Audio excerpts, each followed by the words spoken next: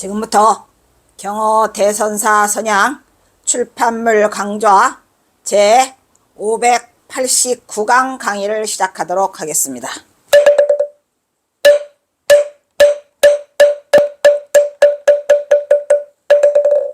먼저 삼기의와 반야심경이 있겠습니다.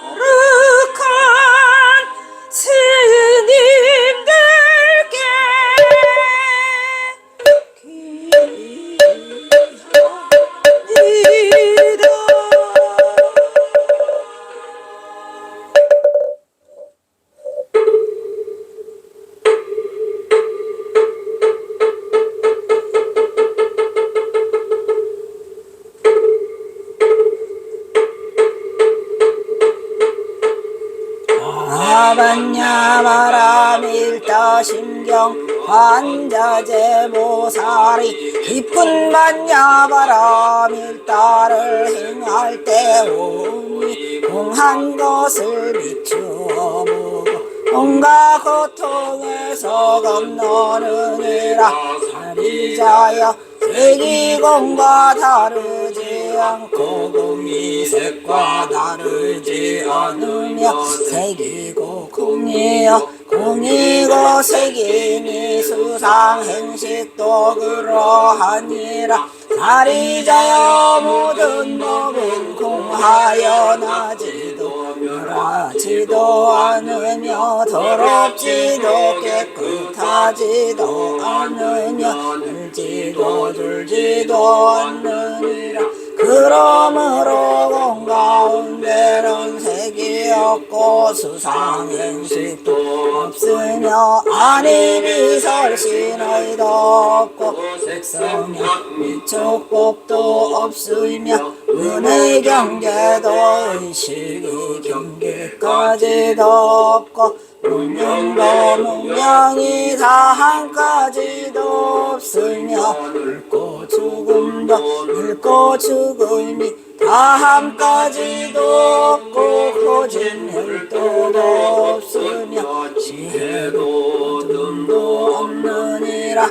얻을 것이 없는 까닭에 모살은 반야바라 일다를 의지함으로 마음에 걸림이 없고 없으므로 두려움이 없어서 뒤바뀐 헛된 생각을 멀리 떠나 완전한 열반에 들어가며 삼세의 모든 부처님도 반야바람일다를 의지함으로 세상의 깨달음을 얻느니라. 반야바람일다는 가장 신비하고 밝은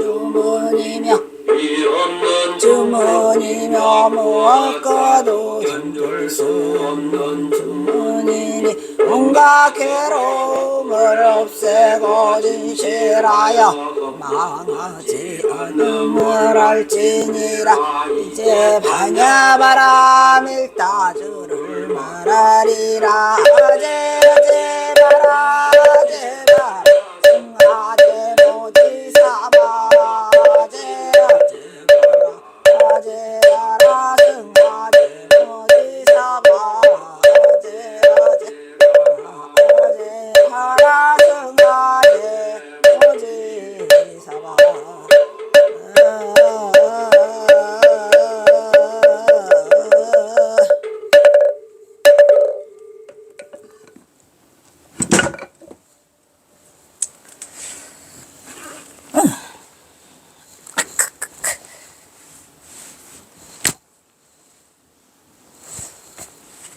반야신경을 읽을 때마다 못 잡으라.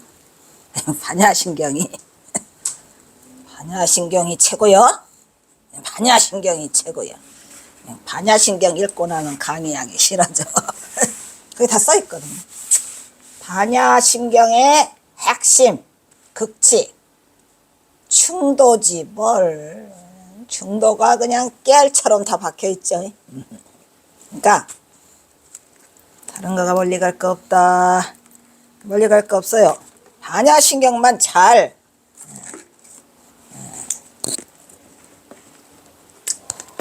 반야신경만 완전하게 흡수를 하신다면 좁아가지고 더 이상 할 게 없는 것 같아요. 반야신경 짱이죠. 자, 이 반야신경 정말 대단한 건데.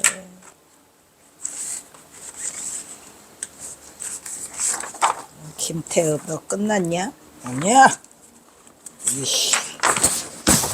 김태읍 끝났다. 에이. 인간경어 김태읍 끝났고. 또 이건 뭐냐? 경어선사의 고향은 우동리다. 오냐 우동리다. 그리고 이건 또 뭐냐? 이건 또 경어선사 글씨. 한국교회련서 오번 기도해라. 이게다. 동수정의 계산은 뭐냐? 그리고 이렇게 놓고, 으쿠시, 놓고, 이거 놓고. 아이 정신없이 맨날 바빠. 맨날 바빠 이놈아. 으차. 지난 시간에 뭐 하다가 열불나서 갔는데, 금강산 유상가. 그렇죠? 금강산 찾아가자 12,000번. 이 금강산 유상가가 경어선사께 아니라는 것을 밝히기 위해서 또 이게 뭔가 한자락 해야 되기 때문에 제가 이 논문을 냈다 그랬죠. 그죠? 이건 2013년도에 어디인가 불교학부에 투고를 해가지고 통과가 돼서 등재지에 올라갔어요. 그래서 이제 거의 일단락이 났어요. 이 금강산 유상가 경어선사가 아니에요. 촌스럽게 누가 또 딱 한 사람 있더라고. 인터넷 들어가면은 거의 금강산 유상가가 경어선사께 아니라고 이제 하는데, 그게 어쩌다가 뒷북치는 사람들 있잖아요. 그분들이 또 경어선사 거라고 얘기를 하니까 유념하셔가지고 촌스럽게 굴지 마라. 뭔 말인지 아시죠? 경어선사가 아닙니다. 그래서 지난 시간에 이 금강산 유상가가 나름으로는 의미가 있다라고 한 것은 1715년에 이 최초의 금강산 기행록이라는 있어요. 기행록이 있어서 저자가 최승범이 소장하고 있다 이런 말이죠. 그러니까 이런 의미에서 만약에 경어선사가 금강산 유상가를 썼다 하더라도 의미가 있다. 하지만 경어선사가 말이 유학을 좋아하지만 뭐 유학자입니까? 경어선사는 엄연히 선승이에요. 대선승이라고. 그러니까 그 유학자들의 그거를 뻔 따가지고 그 틀에 맞춰서 이거를 쓴다는 거는 말이 안 되는 거죠. 그리고 경어선사가 무슨 할 일이 없다고 175수나 그거를 쓰겠습니까? 거기에 대한 근거를 경어선사가 것이 아닌 위작이라는 근거를 이제 써 내려가는 논문이 되겠어요. 가자.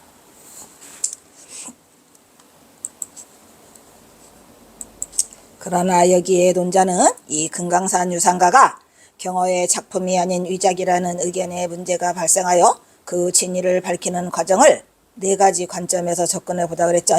그리고 마지막으로 같은 시기의 작품으로 금강산 유상가 175수와 함께 설계된 경어의 작품이 아닌 위작을 경어의 진작으로 인정하는 빌미를 제공하여 가능하게 했던, 이게 왜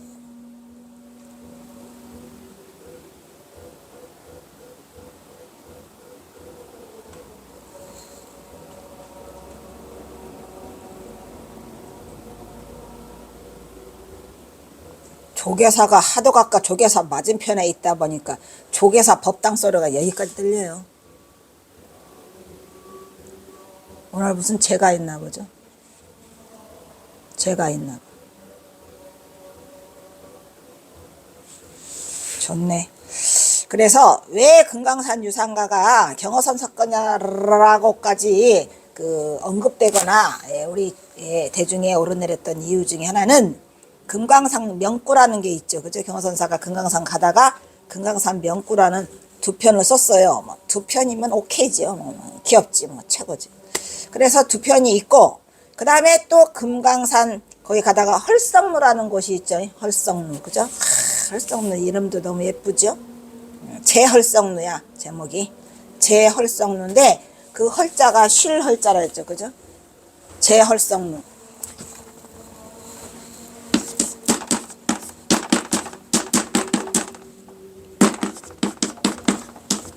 명구 두 편 있어요. 두 편. 그리고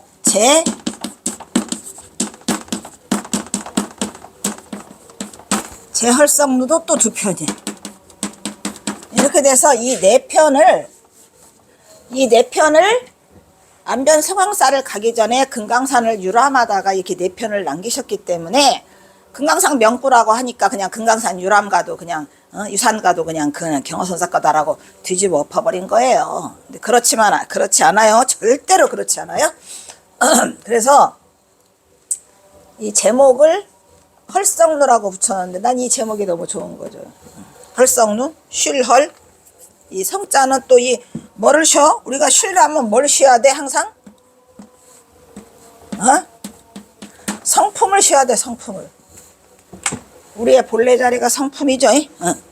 그래서 성품 성자를 거다 쓰신 거예요. 헐성루. 그래서 이제 요렇게 두 개를 경어선사가 진작시기 때문에 그거를 통해서 금강산 유작 175소와 비교 분석하는 과정을 통해서 이 금강산 유상가 175소는 철저하게 경어선사의 위작이다란 말이에요. 위작. 아니에요. 밝히고자 했지만 그 지명 관계상 이 부분은 생략하기로 했답니다. 바빠? 바빠서 생략. 좋다.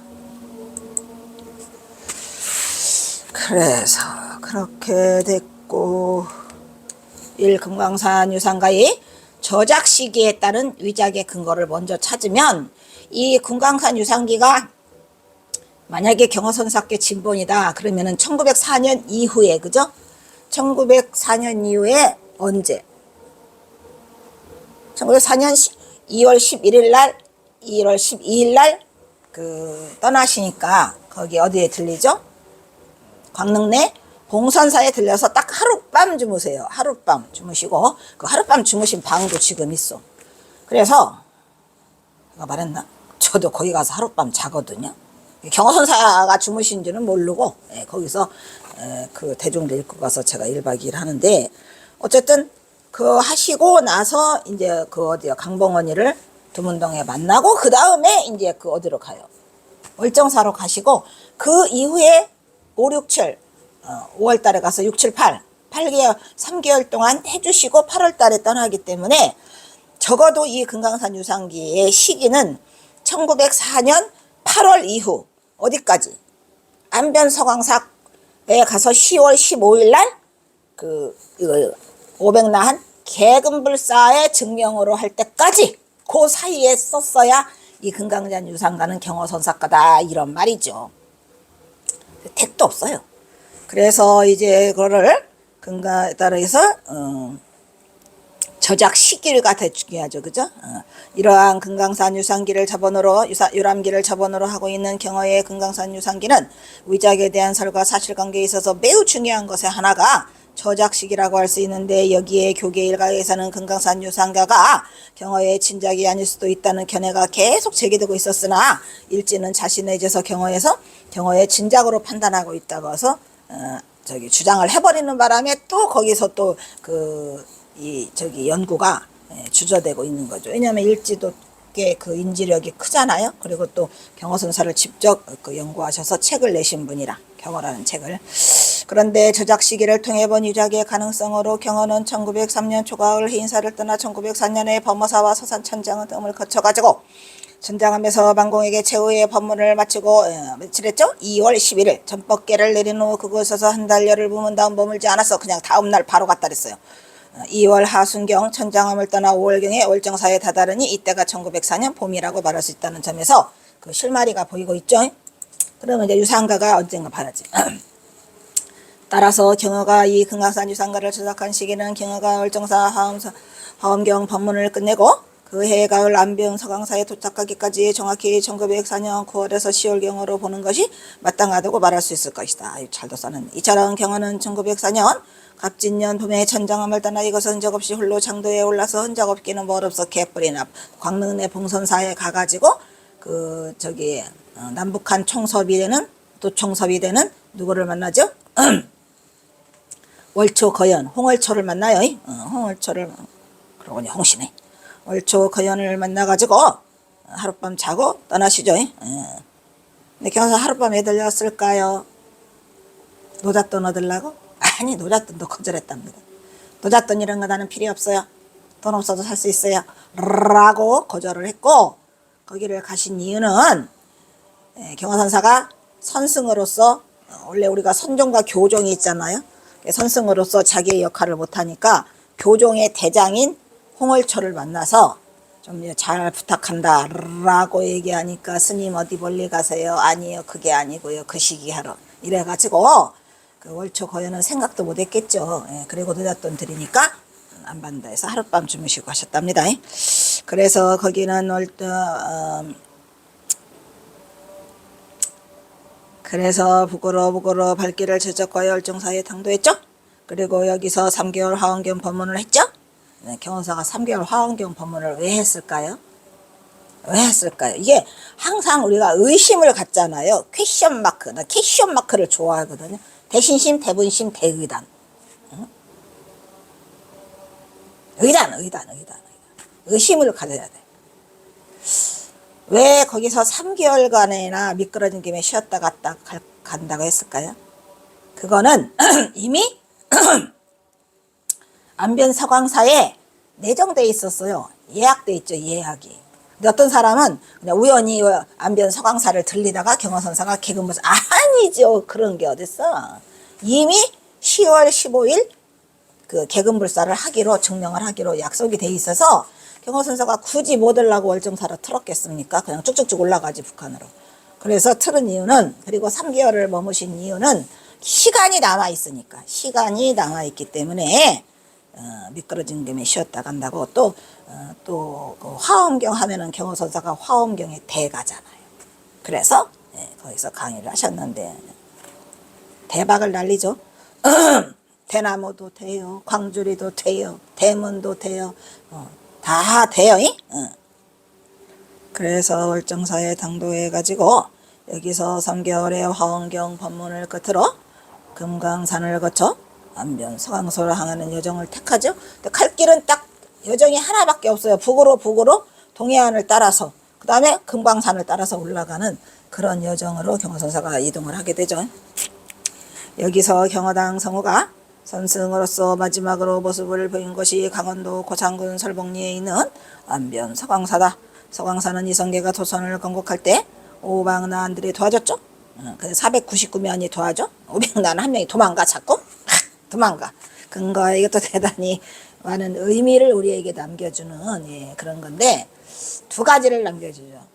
첫째는 나하님들은 좀 세다. 나는 그러니까 인간으로 살면서 부처님 거룩하신 부처님, 자비하신 부처님 하다가 급해? 급하면 나안기도 하셔야 돼요. 나안기도를 해서 일단은 뜨거운 불은 꺼야 되니까 나님은 인간과 가까워서 속해요.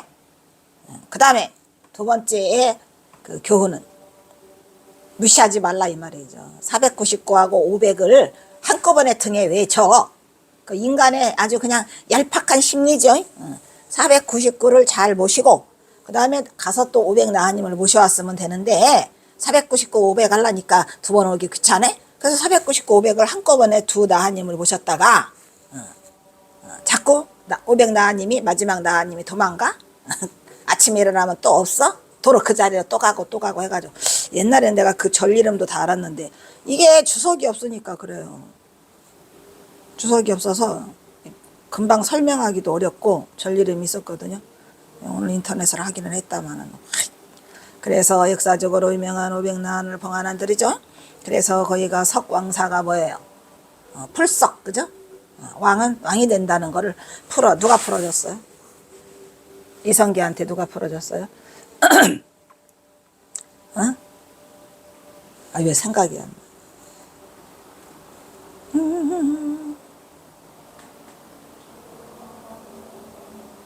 나? 몰라. 미치겠다. 이성계가 왕이 된다고 말한 누구요? 무슨 대사? 이런 주인장이. 그래가지고 그 500난을 잘 모셔라. 이래가지고 무학대사 확. 이거 참 이거 기억해야 돼요. 말아야 돼요. 내가 항상 고민에 쓰는 건 모든 걸 다 버려. 모든 걸 방아착. 그래서 다 놨는데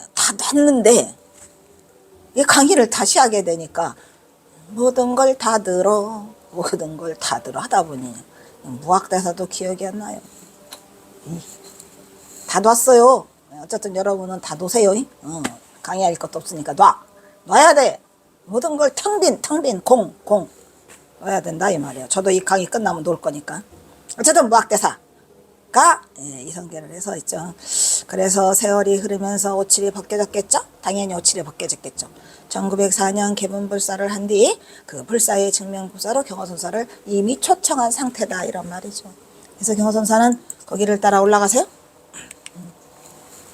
경허는 이 불사를 마지막으로 그는 승복을 벗고 주장자도 버린다. 오마. 이러한 경허의 삼수갑산의 시작의 행보는 이제 그 장도의 출발을 안변 서강사에서부터 그 출발을 알린다고 말할 수 있을 것이다. 여기서 경허가 유상가를 담긴 시기를 보면 경허가 오대산 월정사에서 머문 시기가 그가 천장암을 떠나온 1904년 월정사에서 머문 시기는 5월에서 8월 3개월로 머물려 화환경설법을 한 것으로 기록하고 있기 때문에 경허가 금강산 유람을 한 기간은 기껏해야 9월에서 10월 여러 추측이 가능하다고 보며 이러한 이유는 서강사 개붕불사가 그의 가을에 이루어졌더라. 10월 15일 날 이루어졌기 때문에 그 안에 썼어야 돼. 그 안에 안 쓰면 탈락. 그래서 경허가 만약 이 금강사 유상가를 자작으로 하였다면 당연히 이 시기에 지어졌을 것으로 보인다.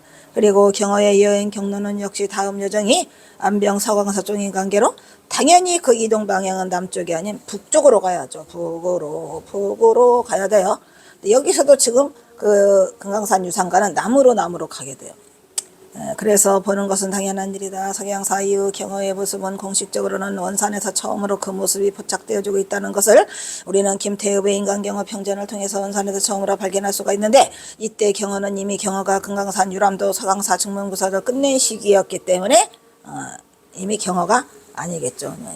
또 틀렸네. 김태자가 틀렸네. 몰라. 아이고 이 태자 고쳐줄 수 있나요?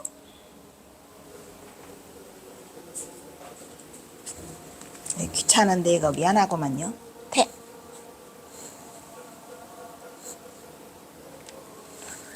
보인다고 말할 수 있을 것이다.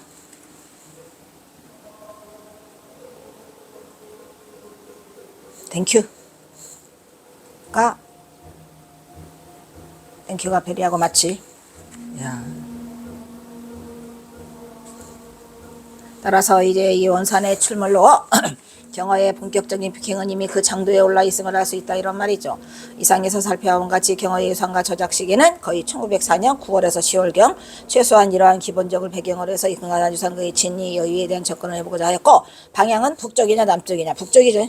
여기에 이 금강산 유상가의 내용 안에는 이 연작시를 지은 시기가 밝혀지는 부분이 발견되고 있더라 이런 말이죠. 175수 중에서 그 시기가 나온 게 있어요. 방향도 있어요. 아니 그러니까 이거 좀 살펴봤으면 이게 금방 알을 텐데 뭘 그걸 가지고 어려운 것도 아닌데 175수 살피는 것도 조금 어렵기는 하지. 전부 다 한문이라. 제 87편의 내용을 바탕으로 보면 거기 175수 중에 87편에 이게 있더라 이런 얘기죠. 여기에 지금으로부터 1910년 전에 노춘 씨에 의해서 창건된 것으로 보리는 유점사가 서기 4년 유리왕 23년에 세워진 것을 감안한다면 이 금강산 유산가의 저작년제는 1914년으로 밝혀진 것이라고 말할 수 있답니다. 그러니까 1904년하고 14년이니까 이 금강산 유산가는 경허선사가 거기를 지나치시고 난 10년 후의 일이라는 거죠. 그래서 1914년으로 밝혀진 것이라고 말할 수 있다. 그러므로 이 유산가는 저작년대가 경허선사가 1904년보다 10년의 간격을 보이고 있어 여기서도 경허의 작품이 아니라는 것은 사실은 바로 뽀록 나죠. 탈락! 바로 나요.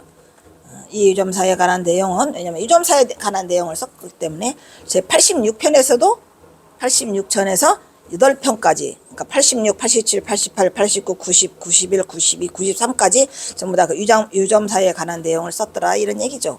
이 금강산 유산가의 내용을 차례로 살펴보기로 하자. 제 86, 그지? 그럼 뭐야? 반공중에 달린 석벽. 반공중에 달린 석벽이라는 건 뭐죠? 그 절벽이 있는데 반은 공중에 떠 있고 반은 땅에 대고 있더라, 이런 얘기예요. 그러니까 아주 뾰족하다는 얘기죠. 그래서 그 석벽인데 그게 얼마 돼? 만장이나 된다며. 길이가 만장. 이나 특수하여다. 제목이요, 이거 제목. 그러니까 딱 봐도 벌써 이게 유점사에 있는 그거라는 거죠. 그래서 유점사로 들어가니 보덕고사 음기. 유점사로 들어가니 보덕고사 음기였네, 이렇게 써 있단 말이죠. 그럼 여기서 이제 이 유점사라는 절이 뭐 보덕고사의 음기로 지어졌다라는 내용을 이미 한자락 알 수가 있죠. 그럼 여기는 유점사를 쓰고 있다는 거예요. 제 86편의 내용을 정리해보면 유점사는 반공중에 달린 석벽이 만장이나 되게 우뚝 솟아있어 아주 특이하다고 주변 경관을 칭찬하고 있어요, 경원사가. 그리고 유점사로 들어가 보니 옛 보덕고사의 터더라, 거기가. 그 유점사가. 그리고 그 음덕의 기운이 서려 있다는 것을 알 수 있다, 이렇게 언급하고 있거든요. 경허선사가 이걸 썼다고요. 유점사로 들어가니 보덕고사 음기였네, 이렇게. 이러한 문체는 경허선사 문장, 경허선시 265수 중에 단 한 수도 없어요. 무슨 말인지 알겠죠? 왜냐? 경허선사는 말했잖아요. 5원절구, 5원율시, 7원절구, 7원율시, 4,6원 끝. 이렇게 돼 있는데 이거는 안 맞잖아요. 요런 거를 우리가 뭐라 그래요? 가사라고 하잖아요. 가사. 응? 그 송강정철의 관동벌격처럼 가사라는 장르가 있죠. 장르. 그러니까 얘가 지금 가사야. 근데 경허선사는 가사를 쓰지는 않았어요. 쓴 건 경허선사는 가사를 좀 쓰기는 썼지. 그거 그 참선곡, 그 다음에 그래도 그거는 이렇게 쓰지 않았어요. 참선곡, 그 다음에 법문곡, 가가가음, 중노릇하는 법, 이 네 가지를 경허선사가 한글과 섞어서 창가가사처럼 그때는 이제 그때 당시에는 그 뭐죠, 그 최남선의 해에게서 소년에게라는 우리나라 최초의 신체시가 나오잖아요, 그죠? 그런 것처럼 그 경허선사도 약간의 그 한글을 붙여가지고 호련히 생각하니 도시뭉정이로다, 이렇게 그 했잖아요, 참선곡에. 그것처럼 했는데 이렇게 쓰지는 않았죠. 그래서 요거는 이제 보니까 그 송강정철의 관동별곡과 우리 배웠잖아요, 고등학교 들어갈 때, 고등학교 시험 볼 때. 그거 수능 시험 볼 때 그런 거와 비슷하죠. 그래서 이거를 이렇게 보덕고사의 터라고 언급을 하고 있어요. 그 다음에 이제 87, 아까 이제 86, 87, 88, 89, 90, 91, 92, 93까지가 그 유점사에 대한 내용이랬잖아요. 요것만 살펴봐도 금방 알아요. 그 다음에 뭐라 했어요? 1910년 전에, 1910년 전에 누가, 아이씨, 아까 누구 그랬죠? 그 사람 이름. 노춘씨. 아까 노춘씨 했죠, 그죠? 노춘씨가 창건했다, 이런 말이에요. 어디를?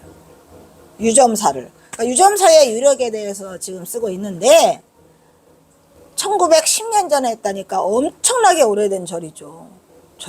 절이 1900년이 돼서 2000년 된 절이란 말이죠, 유점사가. 그때의 노천씨가 창건을 했다 이런 얘기죠. 어? 그때는 언제라? 한평제의 시절이라 이런 말이야. 한나라 평제의 시절이다 그때 당시가.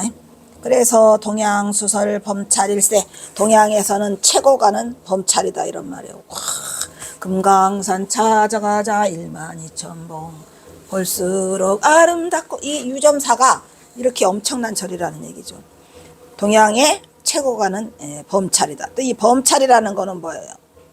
폐역경을 모셔놓은 사찰을 우리가 범찰이라고 하잖아요. 그래서 이거 굉장히 중요한 말을 하고 있어요. 이렇게 짧어, 제8, 이게 짧아요. 이게. 그러니까 175가 나왔겠지. 175가. 87이 이미 이거예요. 응? 1910년 전에 노춘 씨가 창건을 하니, 그럼 이제 이걸 해석해보면 뭐예요? 한평제가 했다잖아요. 한평제가 시절이라 동양수설 범찰일세. 여기까지. 두 줄씩이에요. 두 줄씩. 그래서 제87편에서는 이 절의 창건주가 누구다? 노춘씨다. 이 시절이 중국의 한평제다. 와 맞물리니 동양 최고의 범찰이라고 아주 그 자긍심을 내세우는 거 봐. 이 작자는 역사적 사실에도 해박한 지식을 갖고 있는 사람이야. 그리고 또한 불교에 대한 자부심과 불심도 조금 있는 사람 같아. 그리고 사회층의 식자로 보인다고 말할 수 있죠. 왜냐하면 이 사람이 지금 유점사를 칭찬하고 있죠. 한평제를 들먹거리고 있죠. 동양 최고라고 있죠. 범찰도 알아요. 그러니까 언뜻 보았을 때는 이 승려 아닌가라고 생각이 들잖아요. 그런데 그래서 이제 아마 경허선사를 할 거라고 했을 것 같은데, 경허선사는 이런 거에 이렇게 짜질짜질 매달려서 이거를 들먹거리지는 않지요. 어쨌든 87수가 그렇게 돼 있어요. 그 다음에 88. 그 다음에 이제 보면 여기에 내용으로 봐.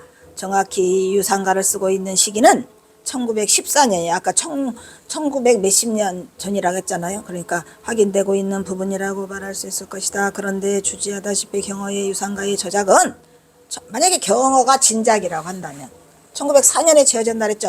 1904년이고 이 또한 유상가의 저작 시기는 1914년으로 10년의 간격이 있어요. 탈락? 바로 탈락하고 싶죠? 근데 어쩔 수 없어. 논문이라 4가지의 증거를 들이대고 끝을 내요. 그래서 이미 경허선사는 1912년에 입적하였기 때문에 이 유상가의 경허의 진작이라는 가능성은 거의 없다는 게 아니라 0%라고 할 수 있어요. 그죠? 0%입니다. 그래도 나는 가야지.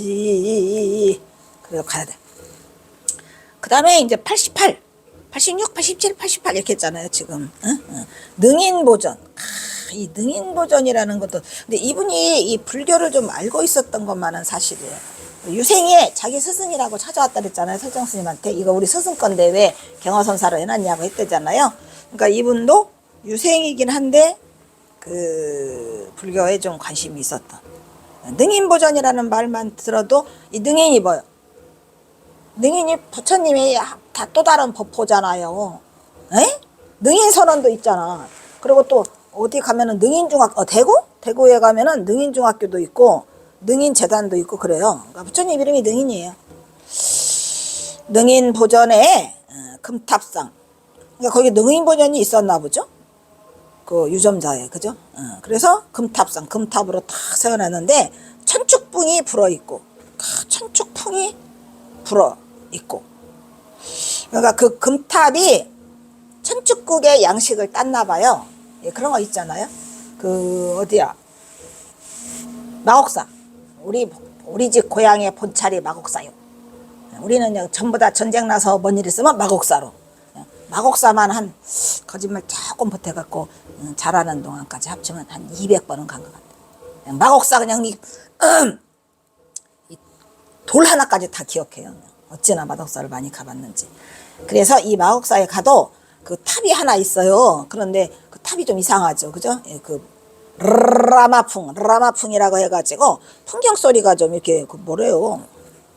하여튼 그래서 여기가 천축풍이 붙어 있다는 얘기는, 불어 있다는 얘기는 그 금탑이 천축풍이 불어가지고 유행이 불어서 천축풍으로 지었다 이런 얘기 같아요. 그리고 느릅나무 뿌리마다 53불 앉았어라. 그러니까 그 유점사에 가면은 53불이 있다 그러잖아요. 그러니까 이게 그거 같아. 근데 왜 또 이 53부를 했을까? 라고 또 의심을 가져야죠. 능인선언 53불. 53 선지식. 선제동자. 뭐냐? 그러니까 이게 이 불교라고 하는 것은 이 인과응보를 잘 따지기 때문에 이유 없이 뭐를 하는 건 없어요. 다 의미가 있죠. 그래서 53불이 그 53 선지식을 말하는 게 아닌가라고 생각이 듭니다. 지금 우리가 통일이 돼서 유점사를 가볼 수 있다면 얼마나 좋겠습니까? 내 죽기 전에 이 통일이 돼야 경호선사 이거 영화 찍고 가는데 아주 고민이 많아요. 시나리오는 다 써놓고 내 죽기 전에 시나리오 써서 영화 만들면 뭐해. 북쪽이 없으면 끝이죠. 꼭 북쪽 강계군 강계군 성장동과 또 그 갑상군 웅이방 도화동까지도 다 가서 그걸 찍어와야 진정한 경화가 탄생되는 건데 통일이 안 되는데 그거를 찍을 수는 없죠. 희망을 가지고.